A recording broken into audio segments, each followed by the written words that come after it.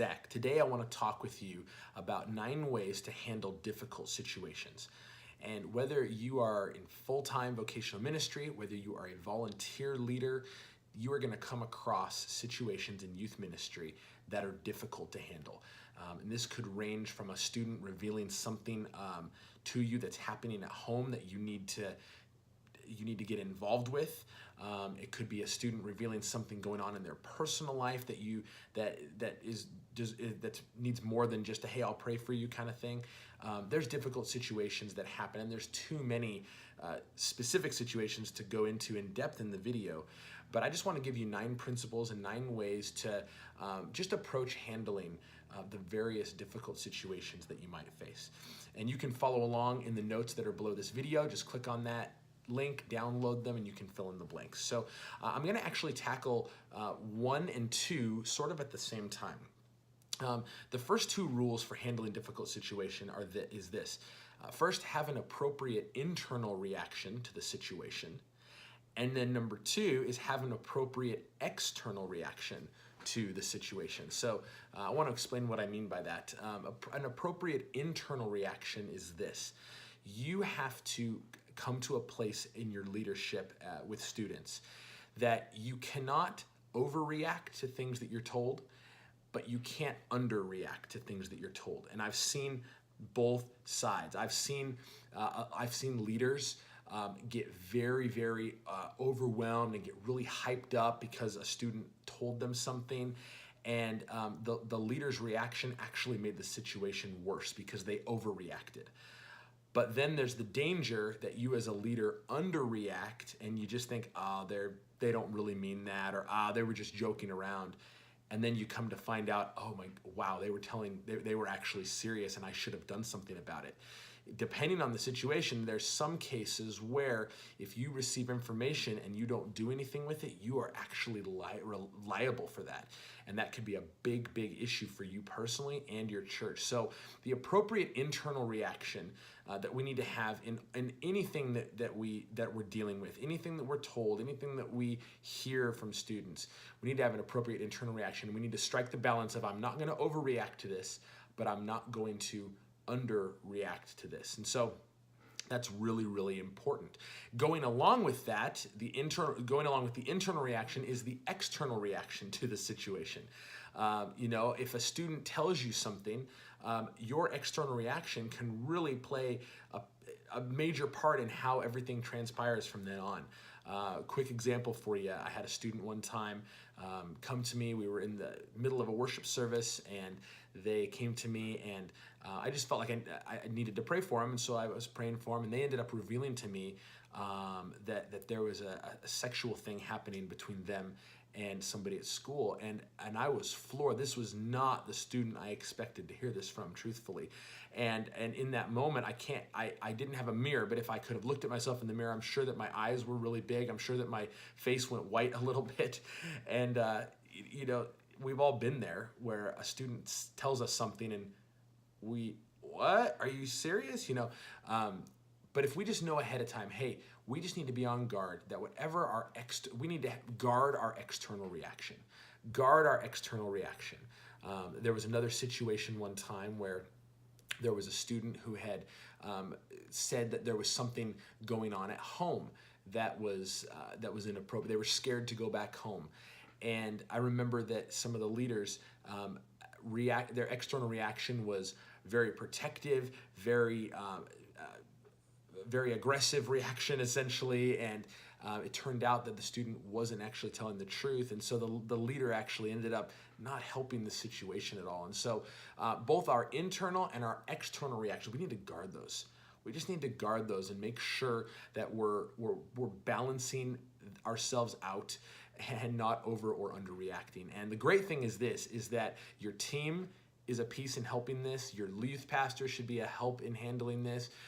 We're not meant to handle all these situations by ourselves, and that's why having a team of people to bounce these things off of and talk through things will help come to a good resolution and a solution on how you need to handle it going forward.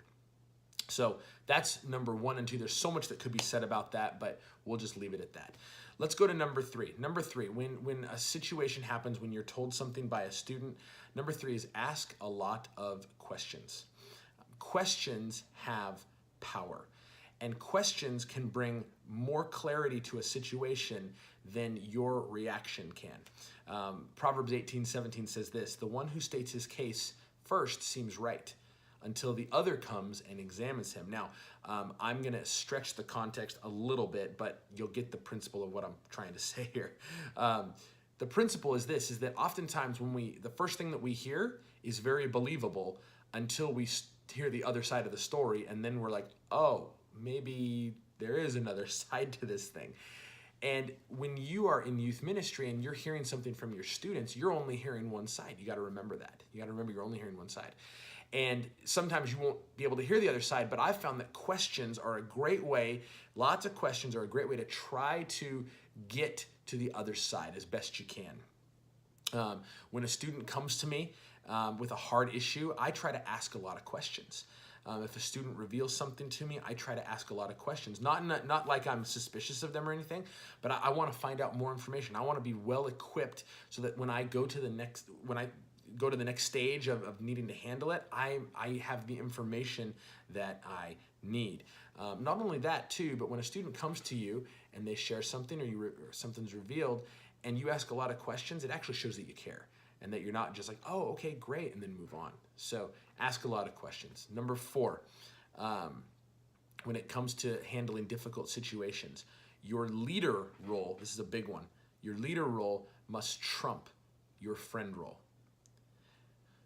As leaders in student ministry, we want to be friends with our students, and that's a good thing. You know, we want to have friendship with them. We want these relationships to last long after they're teenagers. But when there's difficult situations at play, your leader role has to trump your friend role. For example, if a student comes to you and shares something deep and personal, the friend role might say, oh wow, and listen, and then just not say anything about it and just go and keep it to themselves. But that can't always happen as a leader. If a student reveals to you something, for example, if they reveal to you that there's something going on at home that's inappropriate, if they reveal that somebody did something to them at school, something in an inappropriate manner, those are things that you can't just keep to yourself like maybe a friend would. You have to jump in your leader role, and that has to be reported. And definitely get your youth pastor involved. And depending on the state you live in, there's sometimes mandatory reporting clauses that you have to abide by. But your leader role always has to trump your friend role. Number 5, inform the overseeing leader of the situation. Now, that's a big one, and it kind of should go without saying, but what I've seen sometimes is that in certain situations, volunteer leaders, they might feel that, well, I'm betraying the student's trust if I tell somebody. I told them I wouldn't tell anybody. They told me not to say anything. There are some situations where maybe that's appropriate. Maybe a personal struggle that isn't a life or death situation, understandable. But if there's any situation that's even coming close to the line of being life-threatening or criminal, let's say, or any kind of abusive type thing, you have to include the person that's overseeing the ministry. You have to do that. Don't be the leader that tries to be the hero and leave the leader out and try to take care of it. You are just going to make a mess for everybody. Make sure that you keep the overseeing leader involved and make sure that they know what's going on. It's really important. Number 6, know that every issue is yours to pray about, but not every issue is yours to fix. I'm going to say that one again. Know that every issue is yours to pray about, but not every issue is yours to fix. Let's be honest. Part of the reason that you're doing student ministry, part of the reason that I do student ministry is because deep down inside we have this desire. We want to make a difference. We want to make a difference in the lives of students. We want to be there for them. And sometimes if we're not careful, our desire to make a difference in their lives, our desire to be needed can sometimes override what is wisdom. It can override what is wisdom. And sometimes as leaders, we can get too involved in a situation. We can try to come in and be the hero and try to put our hands too deeply into situations when really it's not appropriate, and really it could create even more of an issue. Not every issue is yours to fix, but every issue is yours to pray about. And this is obviously, these are general principles, and so this can apply in a number of situations. I heard of a situation one time where there was a young lady in a youth ministry was having some difficulties at home, and so some of the youth pastors took it upon themselves that they were going to house this young lady themselves and swoop in and save the day, and it did not end up going well. We'll just leave it at that. Again, not every issue is yours to fix. It's yours to pray about. It's yours to walk alongside. But sometimes professionals need to get involved. If there's addiction of any kind, professionals need to get involved. Sometimes the police need to get involved, not you. So make sure that you're using wisdom in that and that you're not trying to be the hero. Number 7, never speak anything publicly that was shared privately. Never speak anything publicly that was shared privately. Now, that does not include telling the overseeing youth leader if there's a major situation.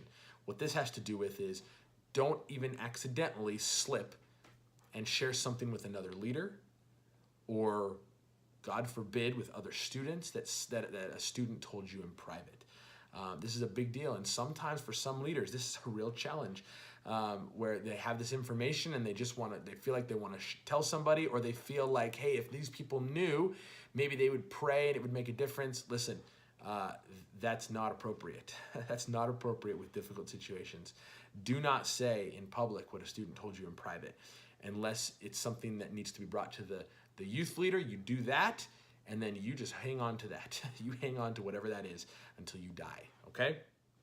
Number 8, avoid involving parents prematurely. Now, I'm not advocating in this point that you don't include parents in what's going on in students' lives. I'm not saying that. What I am saying, though, is that there's some times where including parents prematurely might actually be a detriment to the situation. There are times when it's not. There are times when we need to include parents right away. There are times when this is not appropriate. So let me give you some examples. My wife was a cheerleading coach for many years. There was a girl that texted her one time saying that she was feeling suicidal. That is an instant involvement of parents. And this girl was texting my wife, and my wife was texting her back, and with another phone, my wife was getting a hold of this girl's mom. That's a situation where, hey, we're not going to delay. We're not going to delay by any means. We're going to get the student involved. We're going to get the parent involved right away. I had a similar situation. A student reached out to me on Facebook one time saying, hey, there was another suicidal situation, and right away got with the parents. Those are situations where you don't delay. But there's others where involving a parent right away might not be the best thing. For example, I've had many guy students come to me and just share that they've had a struggle with pornography. They've struggled with their computer and looking at inappropriate stuff. If I were to go from that conversation, call their mom or their dad and say, hey, Jimmy's having pornography problems, see you later, that's not going to be helpful. That's really not going to be helpful. In fact, it might make the situation worse, and I might lose the trust of that guy that revealed that to me. What I always do in those situations is I'll hear the student out, I'll talk with them a little bit, and I'll put some follow-up things in place. And I'll say, hey, you know what? I want to talk with you next week about this. And in the meantime, I want you to talk to your parents about this. Your parents are the ones that are really going to be the best to help you long term. And I want to be here as a support, but I want to include your parents in it. And I want to give you the opportunity to do that this week. That's including the parents in an appropriate, timely manner. Obviously, there's some nuance in this, and obviously every situation is so different. But I just want to caution you in difficult situations about including parents too prematurely. And obviously, there's always the other side too. You involve them too late in the process. That's not good either. All right, let's go to our last one. Number 9, faithful number 9. Okay, in difficult situations, big one. Secondhand information needs to be confirmed unless the situation is life-threatening. Now, I kind of talked about this a little bit in the last point, but students, sometimes you will hear secondhand from a student about another student. You know, Bill comes to you and says, hey, Jimmy over there is having this issue. Well, all secondhand information has to be confirmed, because I cannot count the number of times that a student told me something about another student and it turned out it was completely untrue. The difference is if the situation is life-threatening. If it's life-threatening, whether it's true or not, we don't have the option to try to weigh that out. Example, one time I had a student again reach out to me on social media and said, hey, this person is telling me that she's contemplating suicide. It was secondhand information, but it was something that I just couldn't take the time to try to verify and try to get down to the bottom of it. I instantly reached out to that student's parents and just said, hey, listen, here's what happened. Here, I received this message from a student. Here's where we're at. And I involved them right away. But secondhand information in general does need to be confirmed, because we're not gonna try to solve a situation, or we're not gonna approach a student about something unless we know for sure that it happened. And so if a student accuses or says something that's happening to another student, we're not gonna just go up to them and believe that it's happening. We're gonna verify. And this is really important. Listen, difficult situations, there's so many, and they're so nuanced, and there's no set formula for every single one, but hopefully these 9 principles will give you an idea on how to approach some of these difficult situations better, and hopefully, hopefully you don't have to deal with many of these, but as we know in ministry, you will, and hopefully with this, you can walk through those in a much more godly way, in a better way, in a way that blesses the students, and in a way that honors God. Thanks for watching this video. Hope it was helpful. I'll see you next time.